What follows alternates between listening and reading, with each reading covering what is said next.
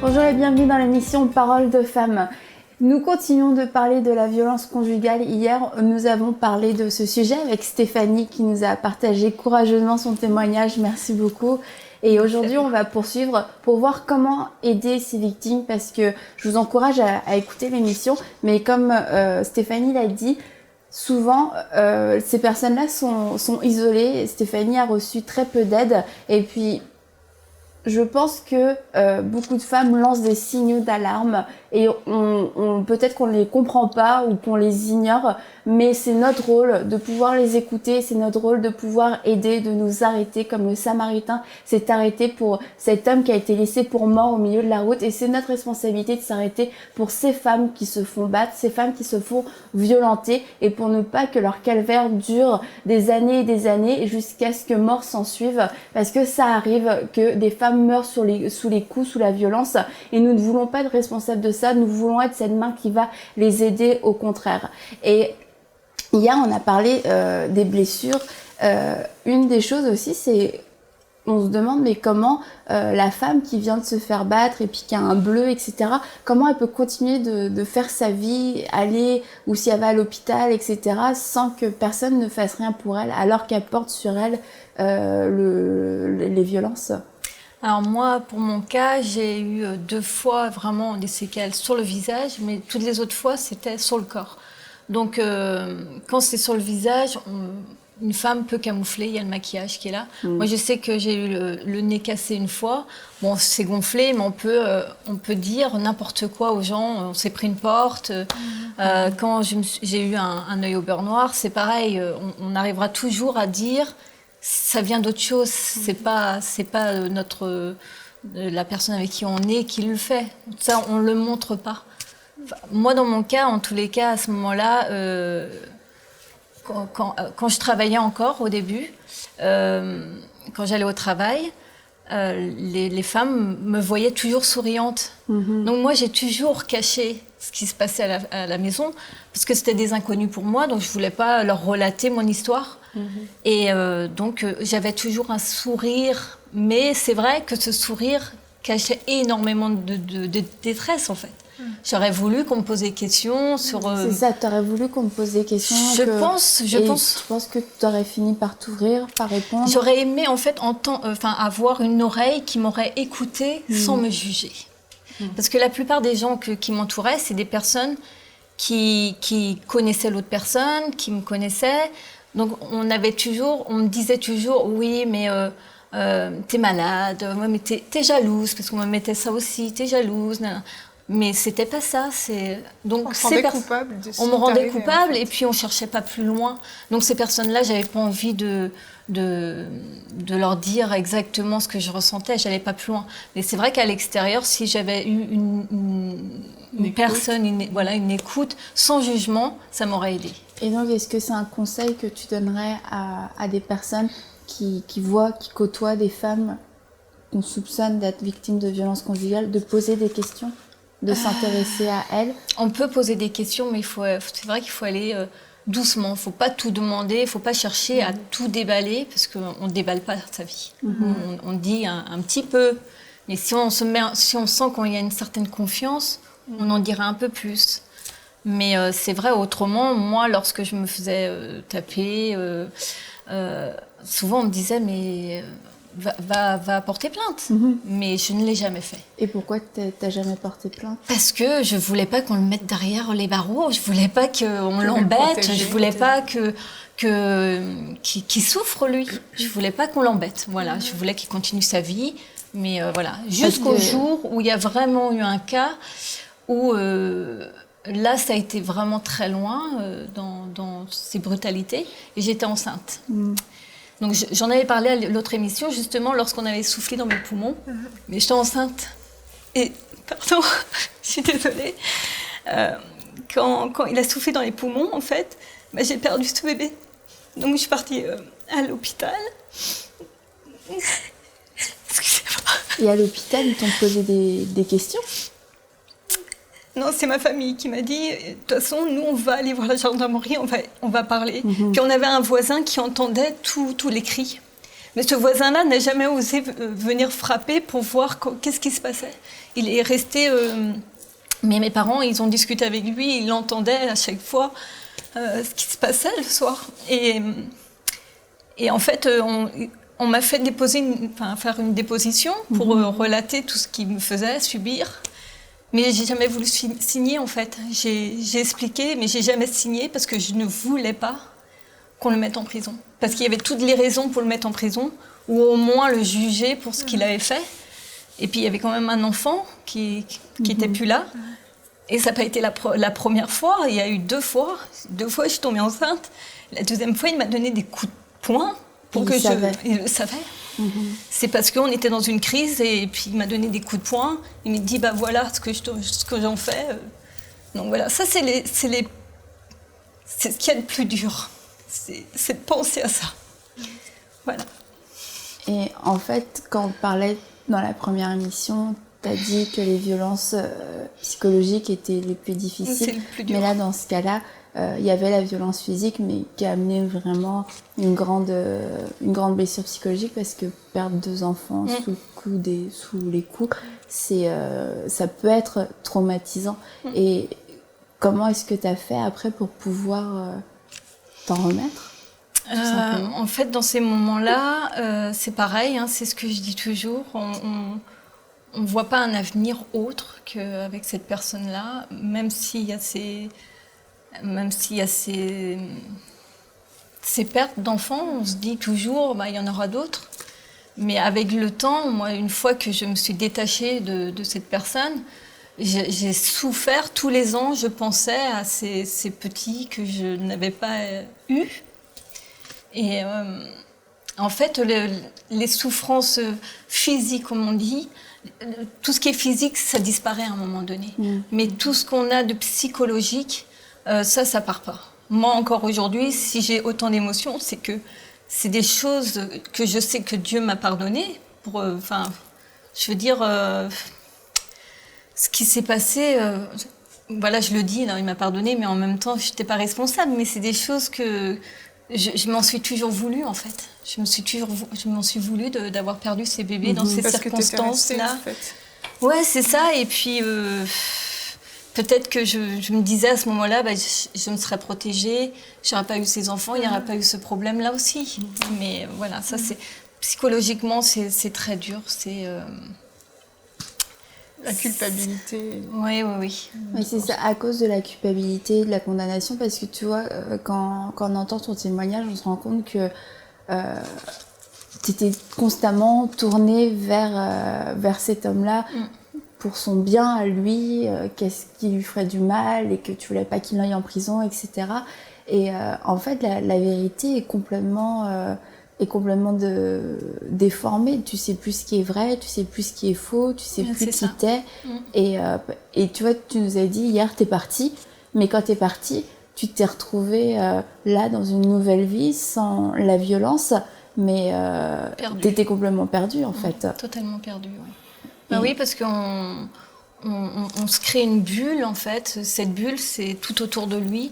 Tout ce qu'il y a autour, sinon, ben ça ne nous concerne pas. On cherche même pas. Moi, je cherchais pas à faire des rencontres avoir des amitiés. Je cherchais pas à m'épanouir parce que ça faisait pas partie de mes priorités. Ça faisait pas partie. C'était son bien à lui. C'était juste ça. C'est ce que je disais, on s'oublie totalement. Déjà, on n'a plus d'estime pour soi. Donc, quand on n'a plus d'estime, on se dit c'est la seule personne qui va pouvoir t'aimer. Donc, tu ne vois pas un avenir avec quelqu'un qui va réellement t'aimer, avec quelqu'un qui va t'apporter du bien. Non, tu le conçois plus. Tu vois que par cette personne-là. C'est vraiment ça, on s'oublie vraiment. C'est qui est difficile au fond à détecter lorsqu'une femme est maltraitée parce que très souvent, comme tu dis, on est isolé. Toi, tu n'avais personne. Donc, dès le moment où tu travaillais plus, les personnes qui pouvaient t'aider en voyant ce que tu vivais, il y en avait très peu, voire presque plus, à part ce voisin qui entendait tout. Qui n'agissait pas. Oui, qui n'agissait pas. Mais parfois, c'est ça, on se dit, bon, ben voilà, qu'est-ce qu'on va faire? Est-ce qu'on va réellement intervenir? Et c'est ça, l'important, c'est de réaliser ce devoir aussi qu'on a d'intervenir et de ne pas laisser des choses. C'est trop facile de fermer les yeux. Et puis, j'imagine que lui, ce voisin, devait se sentir mal aussi de rien faire. En fait, je pense que moi-même, à ce moment-là, j'avais même pas envie que quelqu'un vienne m'aider. J'avais pas envie qu'on vienne s'immiscer dans ma vie. C'est ça. Mais ce que je peux apporter aujourd'hui, c'est que s'il y a des femmes ou des hommes, parce qu'il y a des hommes aussi qui sont battus aujourd'hui, il ne faut pas les oublier, s'il y a une première violence, faut se dire que de toute manière, il y en aura d'autres. Et qu'il ne faut pas attendre d'être isolé, d'être complètement loin de chaque personne qui sera autour de nous. Il faut vraiment qu'on discute. Même si c'est dur d'en discuter, il faut vraiment... moi, c'est le conseil que je peux donner aujourd'hui, c'est qu'il faut en parler. Même si c'est difficile, il faut vraiment en parler. Parce que de toute manière, si on laisse les choses se faire, ça va, il y a un engrenage. Et puis tu vois, si ce voisin, tu dis, j'avais pas vraiment envie qu'il s'immisce dans ma vie, si ce voisin avait finalement appelé la police et que la police avait débarqué et l'avait mis en prison, très certainement que tu aurais été fâchée contre ce voisin, finalement. Certainement, oui. Certainement, mais en même temps, ça aurait évité tout ce qui s'est passé encore après. Est-ce que du coup, tu conseilles quand même d'intervenir et est-ce qu'on peut parler, de s'immiscer dans la vie privée de quelqu'un, mais aussi on peut parler de non-assistance à personne en danger. Et puis je pense que les gens sont entre deux, tu pèses le pour et le contre. Là, si j'appelle, la police vient le chercher. Qu'est-ce qu'elle va faire, cette femme-là, une fois qu'elle va être toute seule? Pourquoi est-ce qu'elle n'appelle pas elle-même les secours, tu vois? Vu de l'extérieur, c'est ça, du coup, ça fait que personne n'agit, et puis ça reste comme ça. Mais est-ce que finalement, t'aurais, après, avec du recul, tu te dis, ça aurait été préférable qu'il prenne son téléphone et puis... Je sais pas. En fait, là, dans la réflexion, là, aujourd'hui, je sais pas si c'est la solution d'appeler la police tout de suite. Je pense que ce qui est le plus important, c'est d'avoir quelqu'un à qui se confier. Parce que quand on arrive à se confier, qui dit se confier se dit trouver des solutions. Ouvrir les yeux aussi sur ce qu'on vit, parce qu'on ferme les yeux sur la situation. On se dit, c'est comme ça, mais c'est pas grave, ça va changer. Mais je pense qu'une écoute, quelqu'un qui peut nous écouter, comme je disais encore tout à l'heure, sans nous juger. Vraiment nous écouter, et puis là, après, apporter un soutien et voilà. Établir une relation de confiance en fait, ça, au lieu de vouloir tout de suite intervenir voilà. et changer la chose, plutôt se rapprocher de ces femmes qui sont dans le besoin, être présente pour elles et puis leur laisser le temps aussi à elles d'ouvrir les yeux en fait sur leur situation, parce que c'est vrai que des fois quand on parle, quand on raconte une histoire, on a comme un peu de recul sur l'histoire, puis c'est là qu'on prend conscience, mais mince, ce que je suis en train de raconter, c'est absolument horrible et c'est pas normal. Mais c'est comme tu dis, quand on n'a personne à qui se confier, on rentre dans sa bulle et puis on s'auto-convainc que c'est normal au final, qu'il y a certainement plein d'autres femmes qui vivent ça. Et puis même parfois, je pense qu'on le mérite. Oh, j'ai fait telle chose, je le mérite. Et puis voilà, il fallait que je sois corrigée. Alors que si on peut parler, on réalise que non, au fond, c'est pas normal. Puis la personne aussi peut nous ouvrir les yeux petit à petit. C'est délicat ce truc-là aussi, parce que dans certains cas, par exemple, Stéphanie disait tantôt que pour elle ne voulait pas de mal. Donc même parfois, il y a des femmes qui se confient, on les écoute, mais tellement elles sont dans ce truc de vouloir du bien à la personne qui leur fait du mal, qu'on peut donner des conseils, pas tout d'un bloc, comme Stéphanie disait, donner des conseils fins pour que la personne ouvre les yeux. Mais au final, la personne, parfois, est tellement dans son monde, dans ce truc-là, qu'elle s'oublie vraiment elle-même. Et du coup, je trouve ça délicat quand même pour la personne en face. Parce que d'un côté, tu te dis, si tous les jours, je lui donne des conseils, je lui dis, parle à la police, dis la vérité, la personne ne le fait pas. Et là, ça ne fait qu'empirer, la personne ne bouge pas. Je pense que quelque part, ça pourrait aussi créer comme un petit cercle dans lequel tu te dis, bah ok, je vais aller libérer mon cœur, je vais parler à ma confidente et voilà, ça va me soulager. Et le côté où on agit pratiquement peut être effacé dans ce cas-là. Ouais, donc pour moi, c'est un peu délicat ce point-là. Je pense qu'il y a peut-être un gros travail à faire dans la prière aussi, de l'autre côté, de vraiment prier pour ces femmes et pour que les yeux s'ouvrent parce que c'est spirituel aussi. C'est ça, parce que c'est vraiment un aveuglement et que, comme tu disais, on ne peut pas forcer la personne à voir quelque chose, soit qu'elle refuse de voir ou qu'elle n'arrive juste pas à voir parce que tout est tordu, tout est sali. Puis il y a aussi un réflexe de protection, d'autoprotection. Ouais, c'est ça. On ne veut pas voir la réalité parce qu'on sait au fond de nous que la réalité n'est pas normale et que cette souffrance n'est pas normale. Alors j'ai l'impression que la personne elle s'enferme dans sa bulle en disant non, je le mérite ou j'ai Oui, que ça, lui. on a ce sentiment-là de culpabilité. Et dans l'émission d'hier, Anne t'a dit que toi, les femmes dont vous aviez connaissance qui étaient victimes de violences conjugales, vous les référiez à un organisme. Je pense que ça peut être aussi une bonne piste. La personne, si elle ne reçoit pas le conseil tout de suite, juste de déposer ça. Bah, tu sais, il y a tel organisme dans ta ville, tu peux y aller parce que même si t'es pas prête à y aller à ce moment-là, si ça dégénère, si à un moment donné la violence montait, bah il y a quelque chose qui a été déposé. Ok, je sais que là je peux avoir de l'aide et ce sera pas perdu. Toi, est-ce que quelqu'un t'a parlé d'une maison pour femmes battues, d'un refuge, de quelque chose? Non, c'est que vraiment toi en dehors de chez toi, tu n'aurais pas su où aller. Ah oui, non.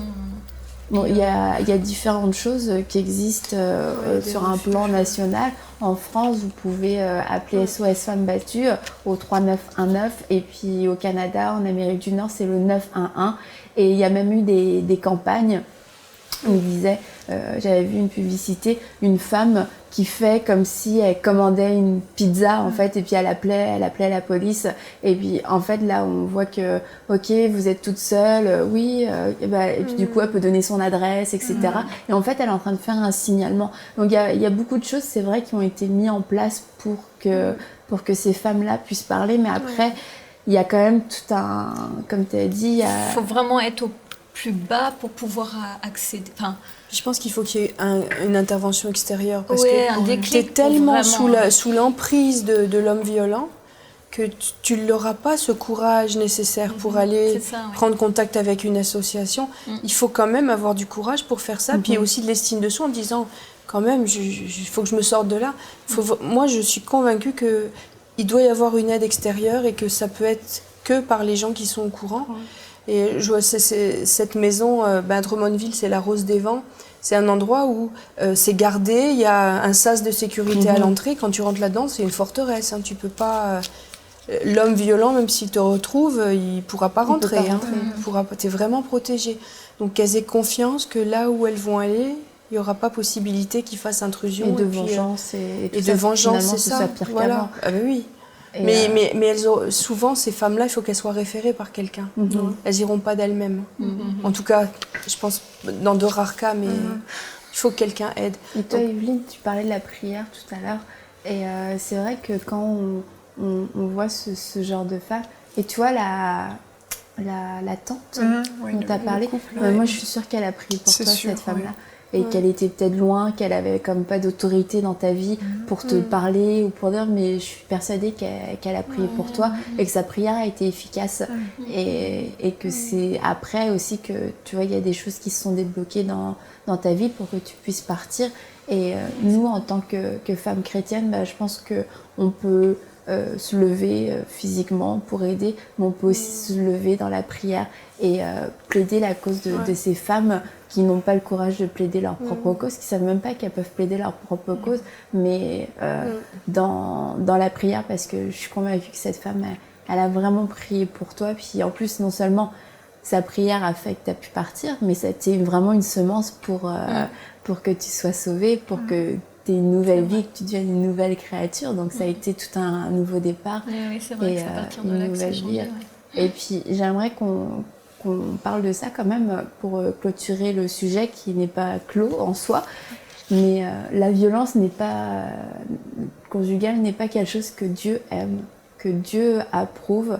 Et puis moi, je trouve ça remarquable quelque part que Stéphanie, elle ait crié à Dieu pour s'en sortir. Et puis tu as fait la bonne chose, tu t'es adressé à la personne qui pouvait faire quelque chose pour toi. Mais je pense qu'il y a beaucoup de femmes qui crient contre Dieu parce qu'ils disent mais qu'est-ce que tu fais, tu m'as abandonnée. Et c'est tellement injuste et c'est vrai.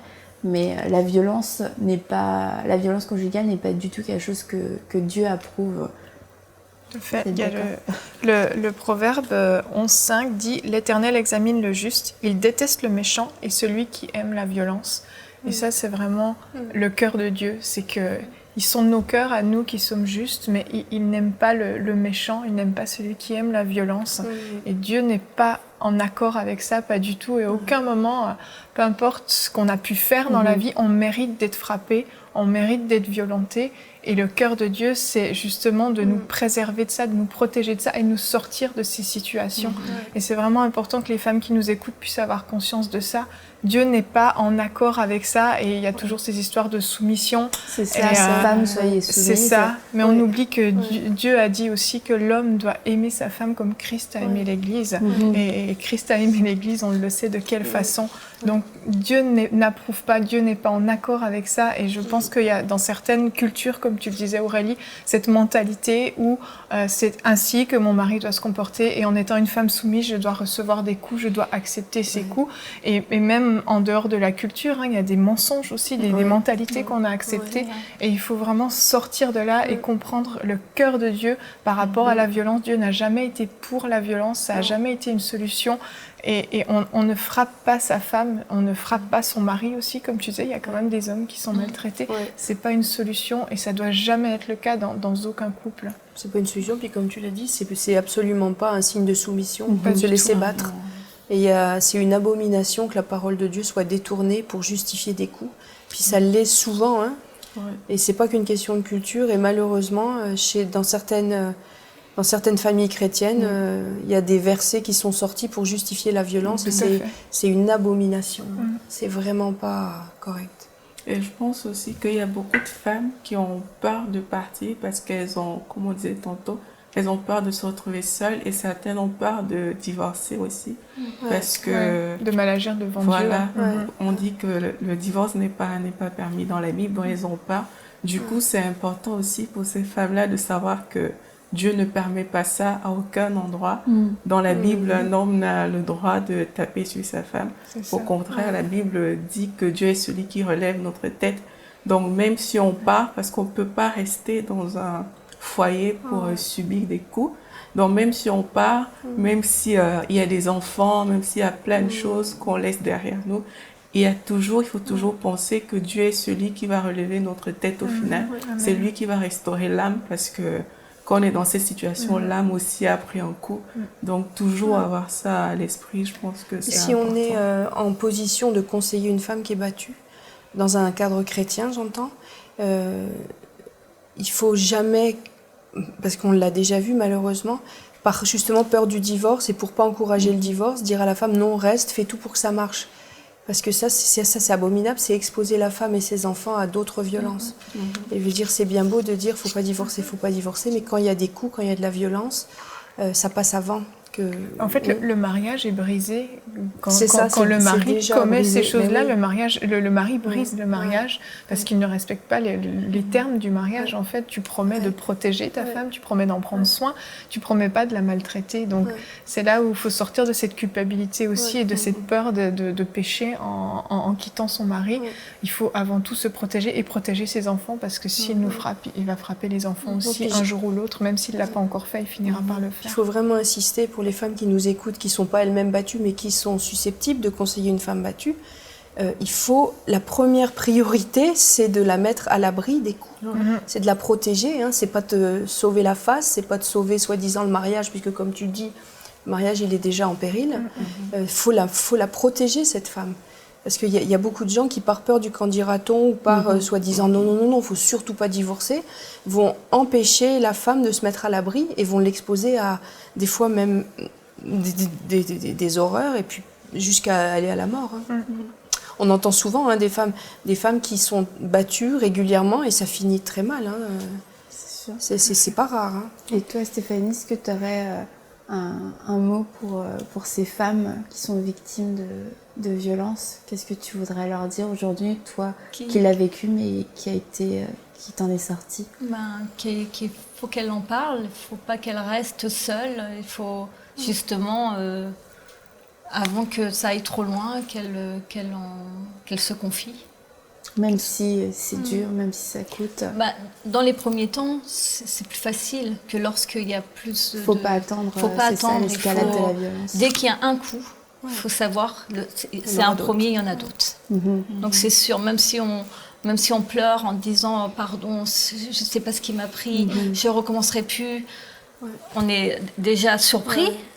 Mais là, même si on est surprise et on veut on veut se dire oui, ça ne va pas se reproduire, non, c'est déjà une fois de trop. Et la personne qui bat, elle est souvent aussi une personne manipulatrice. Donc, très. Qui va beaucoup jouer sur l'émotion, le chantage affectif. Donc oui, il y a un coup, comme tu l'as dit, c'est tolérance zéro. Oui, un seul coup, c'est trop. Est-ce que tu voudrais prier pour ces femmes parce qu'on a dit, on va se lever dans la prière, donc on va prier pour vous, mesdames. Et nous croyons que la prière a une grande efficacité, peu importe où vous êtes, peu importe votre situation, peu importe la gravité de votre situation. Nous croyons que la prière est efficace, nous croyons en Dieu, nous croyons qu'il est celui qui vous relève. Et comme cette femme qui a prié pour Stéphanie, et sa prière a eu un fruit exceptionnel, je crois que cette prière aujourd'hui, maintenant, va porter un fruit dans votre vie et que vous allez être délivrés de la violence conjugale. Bon, vas-y Stéphanie, tu peux prier. Oh Seigneur, je te remercie Seigneur pour ces moments et de pouvoir parler de ce cas qui touche forcément beaucoup de monde Seigneur, et je te demande d'accompagner ces personnes qui ont pu nous écouter aujourd'hui et qui ressentent ce besoin de se confier. Ils peuvent se confier à toi Seigneur, et que tu puisses enlever les écailles de leurs yeux afin qu'elles sachent qu'il faut en parler, qu'il ne faut pas rester avec ce problème qui peut être de plus en plus difficile dans leur vie. Et Seigneur, tu es leur soutien, et qu'elles se confient à toi et tu trouveras les solutions, Seigneur, mais qu'elles ne restent pas dans comment dirais-je, dans cet état de violence. Dans l'état de violence, et qu'elles ne ferment pas leur bouche, qu'elles puissent parler, Seigneur. Je te loue, Seigneur, je te rends grâce pour ces moments. Amen. Amen.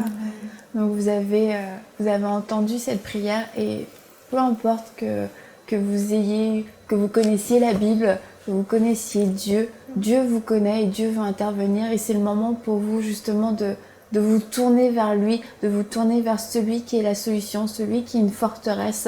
On l'a dit dans l'émission précédente, et j'aimerais vous lire encore un verset dans les psaumes qui nous dit, psaume 37, « Le salut des justes vient de l'Éternel, il est leur forteresse dans les moments de détresse.